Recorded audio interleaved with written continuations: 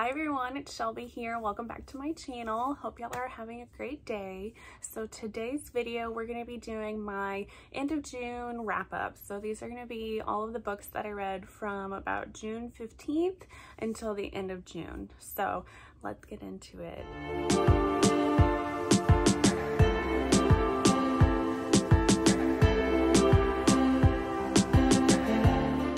So I ended up not reading as many books this month as I have in prior months. I think I only read like 19 books, which is a little bit less than what I usually read. I usually read at least like 20 or so, somewhere around there. But you know, whatever. It also, mostly just because I did start a couple books. I started like an anthology, which was like, I don't know, like 1,200 pages or something, and I didn't finish that. I'm still working on making my way through that, so I'm not going to include that one in this one until I finish it. So maybe in my July wrap up, I don't know, we'll see. But anyway, so let's get into all the books that I read. The first one that I read in the latter half of the month of June is going to be Queen Takes Rose by Katie Robert. This is the last book in her Wicked Villain series. If you're not familiar with this series, it's a town, like Carver City is the town, and all of the like your typical like Disney villains like Jafar and Hades, Hook, all of like the villains like own different like territories in this city, kind of like almost like the mob, kind of. Sort of, not really. But then Hades owns the underworld, which is like a club that all of these like powerful like players in the city will go to, and it's like a neutral zone, and it's kind of like a kink club. There's lots of like BDSM at this club, so that's where all of these books kind of center around, all these different like players in the city. Like I said, this one is the last one, and this is about Malone, who is the like the evil witch from Sleeping Beauty. I don't know what her, I think she's just like the evil witch or queen or something, whatever. That's her, Malone, and Aurora. So Aurora has worked for Hades. She has like a contract like with Hades that she's with him or works for him for so many years or whatnot.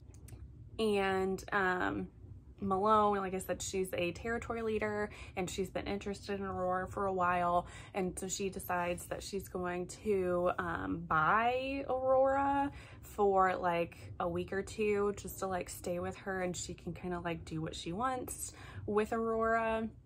But Aurora has a grudge against Malone for something that happened in her past. So Aurora doesn't like Malone and accepts the contract only because she wants to seek revenge against Malone. And of course then, you know, things ensue. This is their romance, and this is female, so I haven't read, I think this might be my first sapphic romance. I don't remember if I've read any others before this one. I gave this 4 stars. I really enjoyed this. Honestly, I love Katie Robert, but I had really low expectations going in this one because all the books prior to this I was really interested in, except for the one before this, The Sea Witch, and this one I just didn't care about like at all, and I didn't really care for The Sea Witch, so I was kind of putting this one off because I was kind of like, I don't know if I'm gonna like it or not. But I did actually really enjoy this one. I liked their backgrounds, I liked where they were coming from. This is, you know, that hate to love kind of element. And I felt like their romance, like how they started to form feelings for each other, it felt real, which was my complaint with The Sea Witch when I read that one, is that just kind of like they all just kind of fell in love with each other, and it seemed like it was kind of out of nowhere, and I just didn't really care for that. But this one, it felt more believable, so I liked that. The next one that I read was Faking It by Riley Hart and Devin McCormack. This is the first book in a series. This is about these men basically living in this like condominium thing, And this is about Gary and Travis. Gary is just like broke up with his boyfriend that he'd been with for a while, but his boyfriend like cheated on him, so they're broken up. And he ends up like waking up one morning with this like random dude just in his bed, which is Travis, because Travis was drunk and was actually supposed to be gonna sleep with his roommate, but ended up going into the wrong room. So that's how they kind of like meet.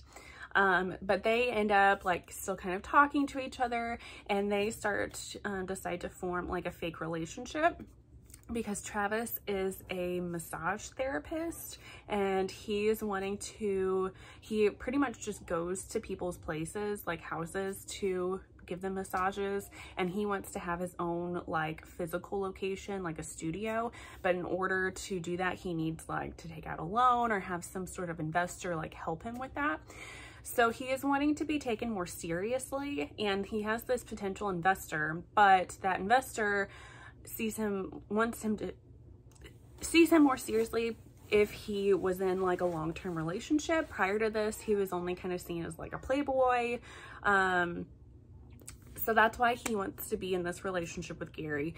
Gary will do it because, one, it'll make him look more like popular and other men will kind of notice him, but then two, it'll also make his ex-boyfriend kind of jealous, and also kind of show his ex-boyfriend like, hey, I'm doing fine without you, I don't need you, whatnot. So like I said, this is male, obviously.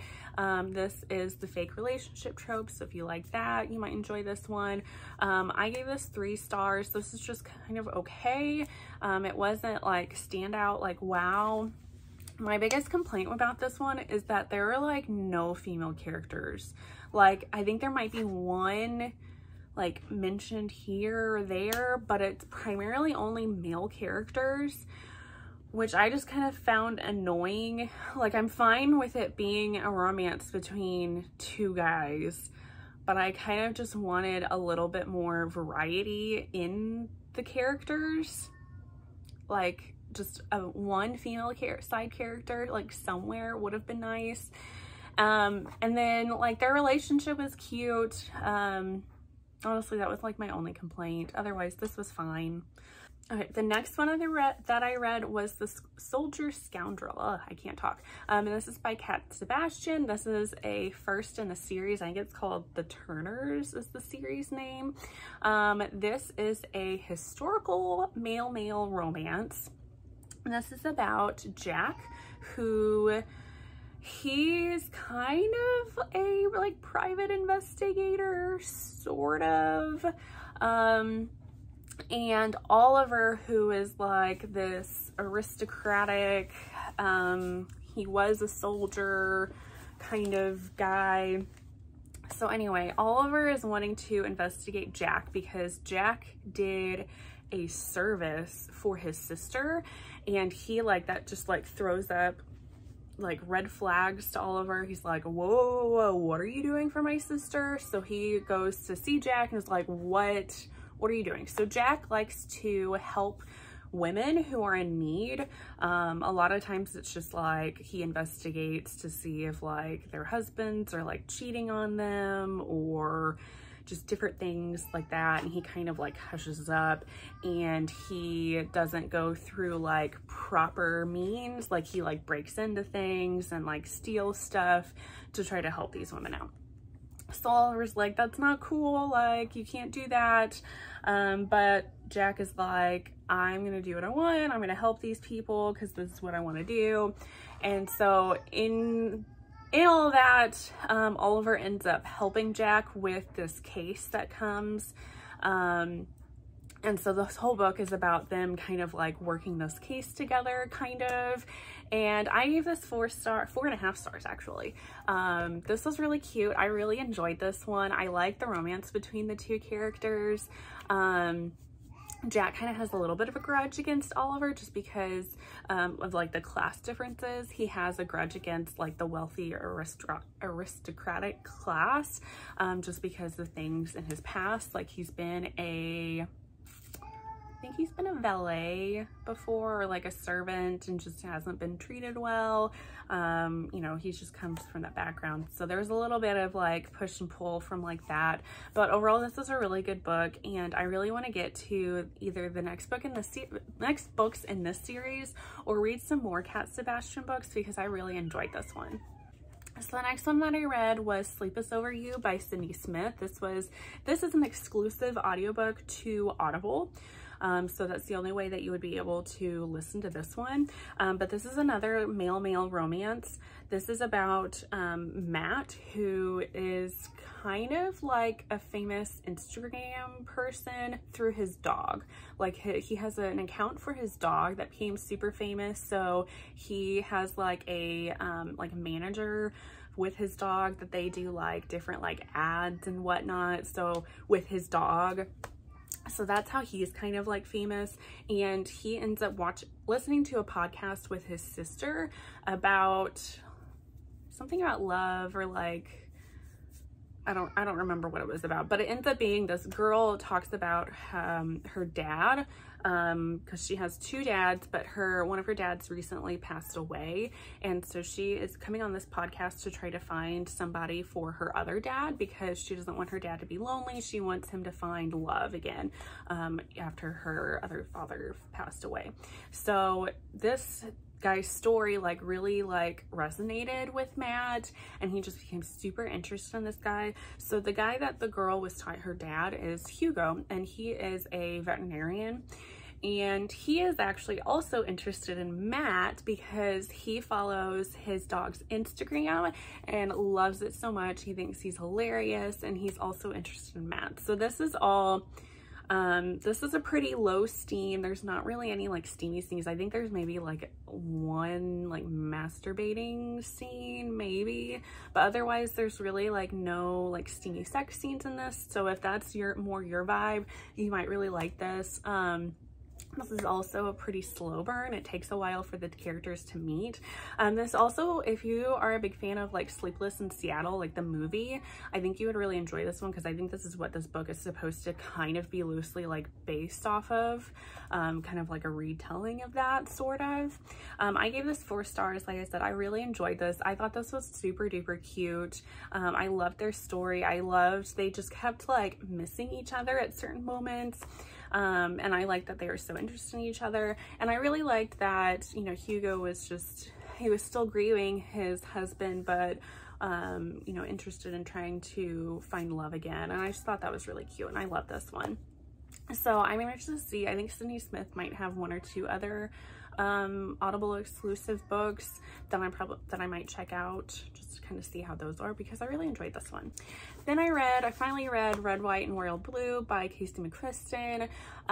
This was hard for me personally to get into. I ended up reading this on audio because I could just not read this physically. I just could not get into it, mostly because of the writing style. So this is about, if you don't know, this is about the Alex, who is the first son of the President of the United States, and then Henry, who is the Prince of England, Wales, whatever. And Alex ends up, his like family ends up going to the royal wedding of Henry's older brother. And there ends up being like a scandal that happens. Alex does not get along with Henry, doesn't like him, thinks he's pretentious. So they're like, both families in the PR and whatnot try to come up with a plan to have them like get together at like different charities and whatnot, showing that, oh, they're not like enemies, they're totally best friends, everything's fine. And then in doing that, they do actually become friends, and then they have like a romance that happens after that. So that's what this book is about. Like I said, this was hard for me to get into just because of the writing style. So this is told in 3rd person, but in present tense. And this was just really jarring for me because the vast majority of the books that I read are in past tense. If I read any books that are in present tense, they're usually from first perspective. So the fact that just how this author chose to write this book was really hard for me to get into with the tenses. So that's why it just worked a lot better with doing the audiobook, because I didn't really have to like I didn't get hung up on that as much when I was listening to it. So I gave this 4.5 stars. Honestly, this would have been a 5-star read had it been a bit steamier. I read some reviews that they were saying that there was too much, some people saying that there was too much steam in this book, but I don't know if it's just because I was listening to it on audio and I didn't really like catch some of those scenes as well, maybe. But I thought most of like the steamy scenes, they felt more like watching like a PG-13 movie. So in doing that, like they kind of, it talks about like, oh, they're kissing and taking their clothes off and whatnot, but then it kind of like skips over the act. At least that's what I was getting from the audiobook. I don't know. Like I said, I usually listen to audiobooks a little bit quicker, so I may have just kind of missed that, but I didn't really find it to be that steamy. I read some pretty steamy stuff, so if it was more steamy, I think I might have given this 5 stars. But, and then also, I didn't really care for, there was a lot of political elements to this, which I didn't really care for, but I'm not really super like doing that to like lower the rating, because I mean, this is about like the son of the President of the United States, like, and he's going to school to, he wants to go into politics, so it's pretty obvious that there is going to be politics in this book. I just kind of find those bits to be kind of boring. I just think that's more of a me problem and not like a book problem. So just know that if you want to read this going into it. Then I read Beyond Shame by Kit Rocha. This is like an erotic post-apocalyptic romance book. This is about a girl, Noelle. She is the daughter of like the mayor or governor or whatever of Eden, which is like the super advanced town, and then outside of the town, like everything's terrible, at least was what they're made to believe. So she, and everybody's supposed to be like pure and whatnot and save themselves for marriage, and she doesn't really want to do that, and she gets caught in like a compromising position with some guy. So she gets thrown out of the town and thrown into like the, I don't remember what it's called, if there's like just like the outskirts of the town. I think it has a name, but I don't really remember. And then she gets picked up by one of like the like soldiers or whatever of one of the outskirts like territory leaders, and she just basically just gets shown what life is like outside of the town. It's very sinful. There's lots of like group sex in this book, and she's kind of surprised by that, but at the same time, that's kind of what she's wanting. She wants to be more like sexually active. So she's very like happy to not be in Eden anymore, and she likes being out there. So, and this ends up being kind of a romance between her and the guy that she like ran into. I give this 3 stars. This is okay. There just wasn't really as much like emotional like punch to it that I was like looking for. This was like very steamy. Some of the sex scenes I just kind of like didn't really make sense to me, so that's kind of why I gave it 3 stars. This isn't bad though. The next one that I read was Teach Me Dirty by Jade West. I feel like I kind of have like a love-hate relationship with all of the Jade West books that I like read. Like I want to like them like so much, but then when I read them, I'm always just, I feel like I'm left disappointed. So this is a student-teacher romance. This is a romance between this girl who is in, I don't know, this isn't like England, and I don't really quite 100% understand like their schooling system, but I know she's in like her last year of like school before she goes to like college. And she is super into art, so she has had a thing and a crush on her art teacher for like the longest time. So she actually draws like erotic, kinky scenes of the two of them in her sketchbook. And one day he like is coming over to like help her with like her painting or something that she's doing, and her sketchbook falls on the ground and opens up, and lo and behold, he sees this like super kinky scene. And he's just kind of like, do we need to talk about this? Like, kind of thing. And they end up becoming sort of friends, and then they end up having like a romance. This I gave 3 stars. Like I said, I was just kind of expecting more from this book, and I was left a little bit disappointed by it. My biggest issues with it was that I didn't really care for the main character. I thought she was super duper annoying, which I mean, I guess is a little bit more realistic for like a high schooler, but I didn't really care for her. I didn't really see what the guy saw in her like at all. And then I also just really hated that she was constantly calling him by his last name, and he was like, if we're in like a romantic sexual relationship now, like call me by my first name. And she just kept calling him Mr. I think it's like Roberts or something, I don't know, something like that. But I was just like, it just felt weird, and like I said, I didn't really care for it. But I mean, overall I did enjoy the story, and I kind of enjoyed how it ended up, but I felt like it could have been better, so 3 stars. Then I read Tipping the Velvet by Sarah Waters. This is also a sapphic read. I'm not really gonna call it a romance. I think it's more of like a historical fiction with elements of romance to it. This is just about this girl Nancy and her life. Basically, it starts out where she is living with her family, and her family owns this like oyster shop, so that's all she does. She's like an oyster girl, and she like shucks oysters and does stuff for her family. And she likes going to like the local theater and seeing all these different acts, and she becomes enamored by this one act by this girl named Kitty. She just falls instantly in love with Kitty, thinks she's the most beautiful person she's ever seen, and that kind of starts her journey. That kind of starts her realizing that she likes women more than men, and then just different things kind of ensue from there. So I give this 2 stars. I didn't really care for this, mostly because I didn't feel like this really had much of a plot to it. I couldn't really see where this story was going. It's very much a character-driven book, and honestly, I just need more plot to my stories.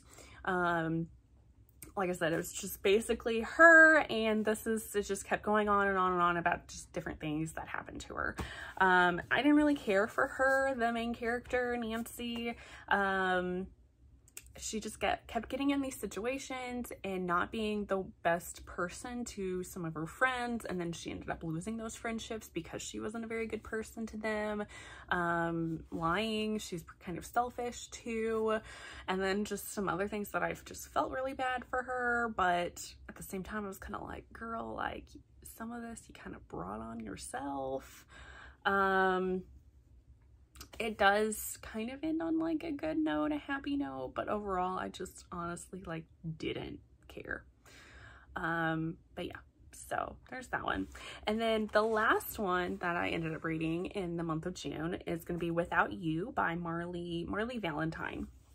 And this is a male-male romance. This is about Deacon. At the very start of the book, Deacon, his brother, has just passed away from cancer. So this, trigger warnings for death of a brother. But then this is also about Julian, who is his brother's boyfriend. It ends up being their romance. So like I said, trigger warnings for that. There's lots of grief in this book. That's a big part of what this book is about, is Deacon and Julian kind of getting together and sort of becoming friends, and also kind of like working on their grief for this man that they both loved. Like I said, this was pretty emotional, but I gave this 4 stars. I did really enjoy this one.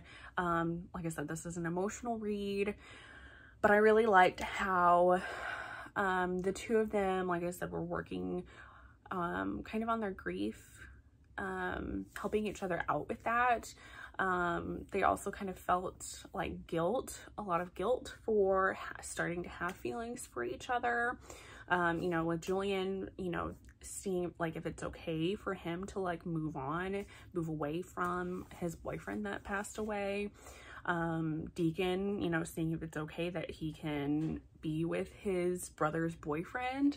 And there's a lot of other like family drama that happens in this. But I just really loved that these two characters, you know, truly loved each other and were there for each other and supported each other. It just was such a good relationship between the two of them. And I did really enjoy this one. So there we go. That was a lot quicker than I was anticipating it being, and I'm really happy that my daughter has been okay and hasn't started screaming her head off, so we did a pretty good job. But anyway, like I said, these are the last of the books that I read in June. I hope you all enjoyed this video. Make sure you hit the thumbs up if you did enjoy it, and subscribe if you want to see more videos from me, and I'll see you all in the next one. Bye, guys.